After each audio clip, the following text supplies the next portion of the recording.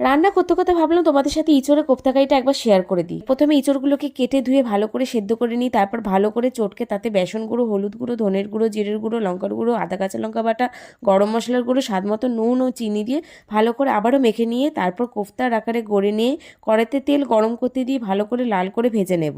কোফতাগুলো ভাজার সময় গ্যাসের ফ্লেমটাকে লো টু মিডিয়াম হিটে রাখতে হবে, বেশি বাড়ালে কিন্তু কোফতাগুলো পুড়ে যাবে। তাহলে এইভাবে সব কোফতাগুলো আমরা একে একে সব ভেজে নেব। তারপর ওই তেলে গোটা জিরে ফোড়ন দিয়ে তাতে লম্বা করে কেটে রাখা আলু দিয়ে ভালো করে ভেজে নিয়ে আদা কাঁচা লঙ্কা বাটা ও টমেটো বাটা দিয়ে ভালো করে কষিয়ে নেব।